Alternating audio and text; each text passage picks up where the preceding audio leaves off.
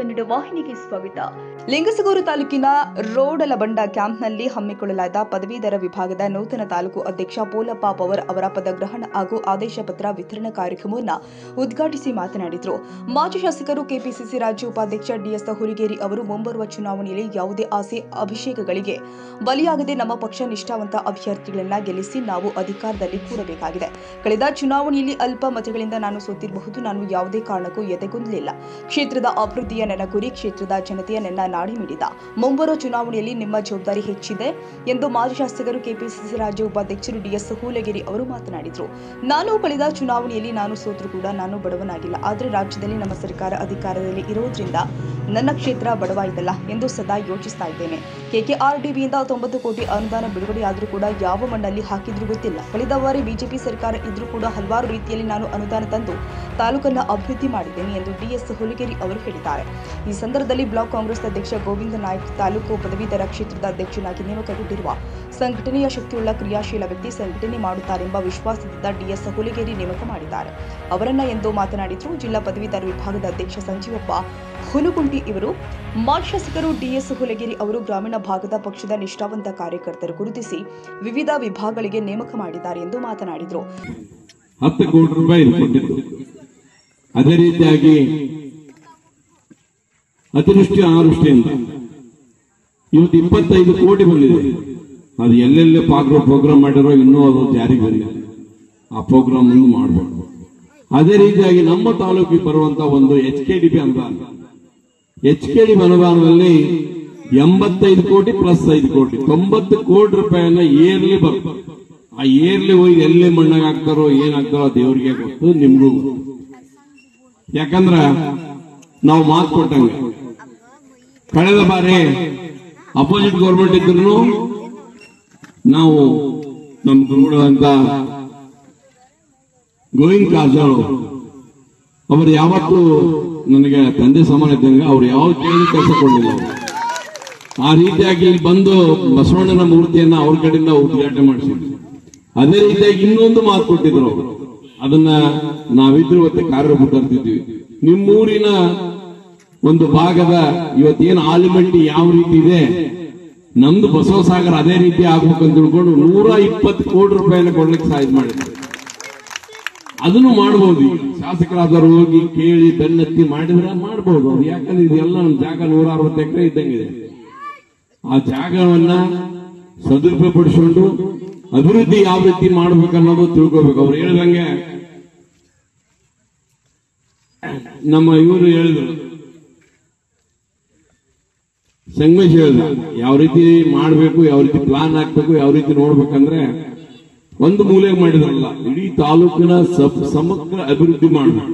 ಒಂದೂರಿಗೆ ನಾನಿದ್ದೊತ್ನಾಗ 10,000 ಕೊಟ್ಟಿದ್ನೋ, 10 ಲಕ್ಷ ಕೊಟ್ಟಿದ್ನೋ, 20 ಲಕ್ಷ ಕೊಟ್ಟಿದ್ದೆ. ಅದೇ ರೀತಿ ಗದ್ದೆಮ್ಮಗೆ ಹೋಗೋ ದೇವಸ್ಥಾನಕ್ಕೆ ಇವರು ಇಲ್ಲಿ ಎಲ್ಲರೂ ಏನ್ ಕೇಳಿದ್ರು, ನಾವು ದ್ವಾರ ಬಾಗಿಲ ಬೇಕಂದ್ರು. ಆ ದ್ವಾರ ಬಾಗಿಲವನ್ನ ನಾವು ಗದ್ದೆಮ್ಮ ದೇವಸ್ಥಾನಕ್ಕೆ ಇಲ್ಲೊಂದು ಮಾಡಿದ್ವಿ, ಹುಲಿಗೆಮ್ಮ ದೇವಸ್ಥಾನಕ್ಕೆ ಒಂದು ಮಾಡಿದ್ವಿ. ಅದೇ ರೀತಿಯಾಗಿ ಸಜ್ಜನಗೂಡ ಅಮ್ಮನವ್ರಿಗೆ ಅಲ್ಲಿಗೊಂದು ದೇವಸ್ಥಾನ ಮಾಡಿದ್ವಿ. ಇವು ನವಲಿ ಬಗಲ ಆಗಿತ್ತು, ಅದು ನಾವು ಆಗೈತೆ ಅಂತ ಹೇಳಕ್ಕಾಗಲ್ಲ. 3 ದ್ವಾರ ಬಾಗಿಲನ್ನ ನಾವು ಮಾಡಿಕೊಟ್ವಿ. ಅದೇ ರೀತಿಯಾಗಿ ಇವತ್ತು ಈ ರಸ್ತೆಯನ್ನು ಅಭಿವೃದ್ಧಿ ಪಡಿಸಬೇಕಂತ ಹೇಳಿ ನಮ್ಮ ಮುಖಂಡರು ಕೇಳಿದ್ರು. ಅದಕ್ಕೆ ಅಭಿವೃದ್ಧಿ ಪಡಿಸಕ ₹1 2 ರೂಪಾಯಿ ಅಲ್ಲ, ಇದು NH ಆಗಿದೆ.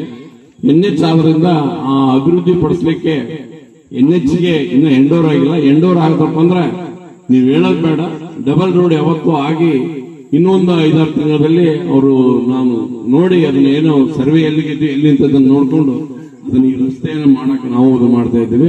ಅದಕ್ಕೆ ಅವತ್ತಿನ ದಿವಸ ಏನೇ ಆಗಲಿ ಎಂದೇ ಆಗಲಿ ಅಭಿವೃದ್ಧಿಗೆ ನೋಡ್ಲೇಬೇಕಾಗುತ್ತೆ. ಏನ್ ಕಟ್ಕೊಂಡು ಅಲ್ಲಿಂದ ಒಂದು ಹೌದು ಅಲ್ಲ 2 ಬಿಟ್ರೆ ಮತ್ತೆ ಏನ್ ಬರ ಎಲ್ಲ ಇಲ್ಲೇ ಬಿಟ್ಟು ಹೋಗೋದು ಹೊತ್ತು. ಎಷ್ಟೇ ಆ ಗಳಿಸಿದ್ದನ್ನ ಮಾಡ್ಕೊಂಡು ಹೋಗೋಣ. ಅದಕ್ಕೆ ಪುಲ್ಲಪ್ಪ ಪವರ್ ಇವತ್ತೇನ್ ಜವಾಬ್ದಾರಿ ತಗೊಂಡಾರ, ಆ ಪದವೀಧರ ಕ್ಷೇತ್ರದ ಯಾವ ರೀತಿಯಾಗಿ ಮನವೊಲಿಸಬೇಕು, ಯಾವ ರೀತಿ ಅವ್ರು ತಿಳುವಳಿಕೆ ಇದ್ದರು ಇದ್ದಾರೆ. ಆದ್ರೆ ತಿಳುವಳಿಕೆ ಇದ್ರು ಅವರಷ್ಟು ದೊಡ್ಡ ಯಾರು ಇರಲ್ಲ. ಬೇಕಾದ್ರೆ ಬೈದ್ರು ಬೇರ್ಕೊಂಡ್ಯಾಡು ಇಲ್ಲೇ.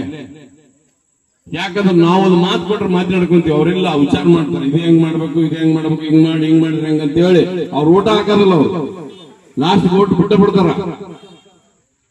ಅದಕ್ಕೆ ನಾವು ಏನಾದ್ರು ಇದ್ರಪ್ಪ ಅಂದ್ರೆ ನಾವು ಹಳ್ಳಿ ಜನರೆಲ್ಲ ಕೂಡ್ಕೊಂಡು ಮಾಡಿ ಮುಂದಿನ ನಿರ್ಮಾಣದಲ್ಲಿ ತಾಲೂಕಿನ ಒಂದು ಅಭಿವೃದ್ಧಿಗೆ ಒಂದೇ ಊರು ಅಂತಲ್ಲ 160 ಹಳ್ಳಿ ತಾಂಡಗಳು ದೊಡ್ಡಿಗಳು ಇವನ್ನೆಲ್ಲ ಅಭಿವೃದ್ಧಿ ಪಡಿಸ್ಬೇಕಾದ್ರೆ ಎಲ್ಲ ಕಡೆ ಅಡ್ಡಾಡ್ಕೊಂಡು ಮಾಡುವಂತ ಕೆಲಸ ಮಾಡಬೇಕು.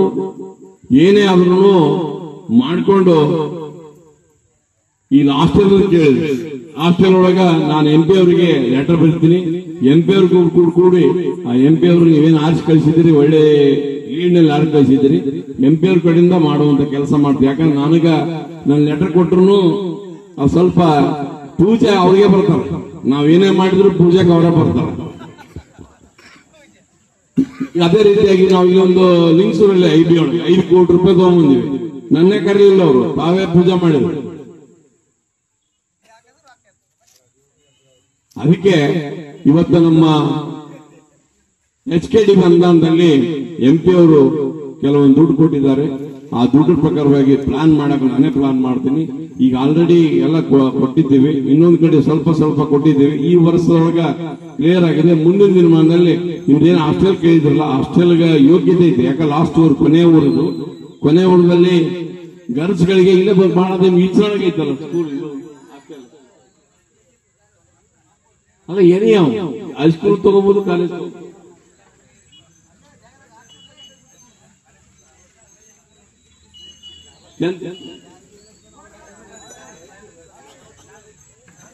ಡಿಗ್ರಿ.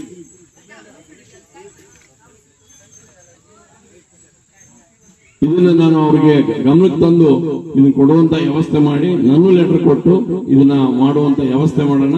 ಇವತ್ತಾಗುತ್ತೆ ಅಂತ ಹೇಳಕ್ ಬರಾಗಿಲ್ಲ, ಒಟ್ಟ ಪ್ರಯತ್ನವನ್ನ ಮಾಡಿ ಮಾಡುವಂತ ಕೆಲಸ ಮಾಡೋಣ. ಮುಂದಿನ ದಿನಮಾನದಲ್ಲಿ ನಿಮ್ ಜವಾಬ್ದಾರಿ ಜಾಸ್ತಿ. ಇವತ್ತ ನಿಮ್ಮ ಎಲೆಕ್ಷನ್, ನಮ್ಮ ಎಲೆಕ್ಷನ್ ಅಲ್ಲ. ಗ್ರಾಮ ಪಂಚಾಯತ್ ಬರ್ಬೋದು, ಜಿಲ್ಲಾ ಪಂಚಾಯತ್ ಬರ್ಬೋದು, ತಾಲೂಕು ಪಂಚಾಯತ್ ನಿಮ್ದು. ಯಾರೇ ಒಂದು 10 ರೂಪಾಯಿ ಕೊಟ್ಟರು ಅಂತ ತಿಳ್ಕೊಂಡು ಹಚ್ಚಕ್ ಹೋದೆ ಇಚ್ಚಕ್ ಹೋದೆ ಅನ್ನೋದಕ್ಕಿಂತ ಬಿಟ್ಟು ದೃಢ ನಿರ್ಧಾರ ತಗೊಂಡು ನೀವು ನಿಮ್ಮ ಸ್ಥಾನವನ್ನು ಭದ್ರಪಡಿಸ್ರಿ. ಆ ಭದ್ರಪಡಿಸಿದ್ರಂದ್ರೆ ಆ ಸ್ಥಾನಕ್ಕೆ ನನಗೂ ಒಂದು ಬೆಲೆ ಬರ್ತಾ, ಬೆಲೆ ಬದೋಗೋಸ್ಕರಾಗಿ ತಾವೆಲ್ಲರೂ ಮುಂದಿನ ನಿರ್ಮಾಣದಲ್ಲಿ ತಾಲೂಕು ಪಂಚಾಯತಿ, ಜಿಲ್ಲಾ ಪಂಚಾಯತಿ ಮತ್ತು ಗ್ರಾಮ ಪಂಚಾಯತಿ, ಫಸ್ಟ್ ಬರೋದ ಗ್ರಾಮ ಪಂಚಾಯತಿ, ಇನ್ನೊಂದು ತಿಂಗಳ 2 ತಿಂಗಳಿಗೆ ಅವ್ರದ್ದು ಗ್ರಾಮ ಪಂಚಾಯತಿ ಮುಗಿದು ಅವಧಿಗಳ. ಅದಕ್ಕೆ ದಯಮಾಡಿ ತಾವೆಲ್ಲರೂ ಕೂಡ್ಕೊಂಡು ಯಾವ ಆಸೆಗೆ ಆಗೋಡಾರ್ದಂಗೆ ನಿಮ್ಮ ಕಾಲ ಮೇಲೆ ನೀವು ನಿಲ್ಬೇಕು. ನಿಮ್ ಜೊತೆಗಾಗಿ ನಾವು ನಿಮ್ ಜೊತೆಗೆ ಇರ್ತೀವಿ. ಅದಕ್ಕೆ ದಯಮಾಡಿ ತಾವ್ ಯಾರು ಇವತ್ತು ನೀವು ಇಡೀ ಅಷ್ಟ ಬಂದಿರಿ, ಆದ್ರೆ ನೀವು ಹೋಗಿ ಊರಲ್ಲಿ ಎಲ್ಲ ಹೇಳ್ಕೊಂಡು ಒಳ್ಳೆ ರೀತಿಯಾಗಿ ಮುಂಬರುವಂತ ದಿನಮಾನಗಳಲ್ಲಿ ತಾಲೂಕಿನ ಅಭಿವೃದ್ಧಿ ಪಡಿಸಕ್ಕೆ ಯಾವ ರೀತಿ ಪಡಿಸ್ಬೇಕಂದ್ರೆ ಈಗ ಏನಿಲ್ಲ, ನಾವು ಬಾಳ 15 ರೋಡ್ ಸೋತೀನಿ. 15 ರೋಡ್ ಸೋತಿದ್ದೆ ಅಂತಂದ್ರೆ ತಾಲೂಕ ಬಡವಾಗಿತ್ತು. ನನಗೇನ್ ಬಡವಾಗಿಲ್ಲ, ನಾನು ಹಂಗಿತ್ತು ಹಂಗೆ ಇರ್ತೀನಿ. ಅದಕ್ಕೆ ದಯಮಾಡಿ ತಾವೆಲ್ಲರೂ ನನ್ನ ನೋಟ ಏನಾದ್ರು ನಿಮ್ದು ಒಂದು ಹನಿ ಕೂಡಿದ್ರೆ ಅಲ್ಲ ಅಂತ ದಯಮಾಡಿ ತಾವೆಲ್ಲರೂ ಕೂಡ್ಕೊಂಡು ಮುಂದಿನ ದಿನಮಾನದಲ್ಲಿ ತಾಲೂಕಿನ ಕಟ್ಟುವ ರೀತಿಯಲ್ಲಿ ತಾವು ಚೆನ್ನಾಗಿ ಮಾಡ್ತಿರ್ಕೊಂಡು ಭಾವಿಸ್ತಾ ಎಲ್ಲರೂ ಗುರುತಿಸಿ ಮಾತನ್ನು ಮುಗಿಸ್ತಾ ಇದ್ದೇನೆ. ತಾಲೂಕ್ ಪಂಚಾಯತ್ ಅನುದಾನದಲ್ಲಿ ಸರ್ ಗುಡಿ ಅಂತ ಇದೆ ಸರ್, ಆರಾಧ್ಯ ದೈವ ಸರ್. ಅದು ಅಲ್ಲಿ ಒಂದು ಹೈಮಾಸ್ ಲೈಟ್ ತಮ್ಮ ಅನುದಾನದಲ್ಲಿ ಅದನ್ನ ಹಾಕೊಡ್ಬೇಕಂತ ಇದೆ ಸರ್. ಎಲ್ಲ ಹಳ್ಳಿಯವರು ಒತ್ತಾಯ ಸರ್. ಆಯ್ತು, ಮಾಡೋಣ. ನೀವು ತಾಲೂಕ್ ಪಂಚಾಯತ್ ಒಳಗೆ ಒಂದು ಲಿಸ್ಟ್ ಮಾಡಕ್ ಹೇಳಿ ಕೊಟ್ಟರು ಮಾಡಿಸ್ಕೊಡ್ತೀವಿ. ಧನ್ಯವಾದಗಳು. ಜಿಲ್ಲಾಧ್ಯಕ್ಷರಾದಂತ ಸಂಜೀವ್ನವರು ನಮ್ಮ DS ಹುಲಿಗೇರಿ ಸಾವರ ಒಂದು ಮಾರ್ಗದರ್ಶನದಲ್ಲಿ ಅವರಿಗೆ ನಟರಾಜ್ ಗೌಡರು ರಾಜ್ಯಾಧ್ಯಕ್ಷರ ಒಂದು ಅಪ್ಪಣೆ ಮೇರೆಗೆ ಅವರೇ ಒಂದು ಲೆಟರ್ ಮೂಲಕ ಇವತ್ತು ಅವರು ಆದೇಶ ಮಾಡಿದ್ದಾರೆ. ಮುಂದಿನ ದಿನಮಾನಗಳಲ್ಲಿ ನಮ್ಮ ಪುಲ್ಲಪ್ಪ ಅವರವರು ಪಕ್ಷಕ್ಕೆ ತಮ್ಗೆ ಎಷ್ಟು ಶಕ್ತಿ ಇದೆ ಆ ಒಂದು ಶಕ್ತಿ ಮೀರಿ ಕೆಲಸ ಮಾಡ್ತಾರಂತ ನಂಬಿಕೆಯನ್ನು ಇಟ್ಕೊಂಡು ಇವತ್ತ ಅವರಿಗೆ ಈ ಒಂದು ಅಧ್ಯಕ್ಷ ಸ್ಥಾನವನ್ನು ವಹಿಸಿದ್ದಾರೆ. ಯಾಕಂದ್ರೆ ಪುಲ್ಲಪ್ಪ ಅವರವರು ಅಷ್ಟೇ ಪವರ್ಫುಲ್ ಆಗಿರಿ ಇವತ್ತ ಸಣ್ಣ ವಯಸ್ಸಿನಲ್ಲಿ ಒಂದು ಸಂಸ್ಥೆಯನ್ನು ಕಟ್ಟಿ ಇವತ್ತ ಆ ಸಂಸ್ಥೆಯನ್ನ ಬೆಳೆಸುವಂತ ಜೊತೆಗೆ ಇವತ್ತು ಪಕ್ಷದ ಕೆಲಸವನ್ನು ಕೂಡ ಮಾಡ್ತಾರೆ. ಯಾಕೆ ಮುಂದಿನ ದಿನಮಾನಗಳಲ್ಲಿ ಈ ಸಂದರ್ಭದಲ್ಲಿ ಬಸನಗೌಡ ಕಂಬಳಿ ಗ್ಯಾರಂಟಿ ಯೋಜನೆ ತಾಲೂಕು ಅಧ್ಯಕ್ಷ ವೆಂಕಟೇಶ ಗುತ್ತೇದಾರ, ಶಿವಣ್ಣ ನಾಯಕ, APMC ಅಧ್ಯಕ್ಷ ಅಮರೇಶ್, ಜ್ಞಾನಪ್ಪ ಹೊತ್ತಿಮನಿ, ಸಂಗಮೇಶ್ ನಾಯಕ, ಉಮೇಶ್, ಹಾಜಿಬಾಬು ಕಡೆಕಲ್, ಗದ್ದನಗೌಡ ಪಾಟೀಲ್ ಉಪಸ್ಥಿತರಿದ್ದರು.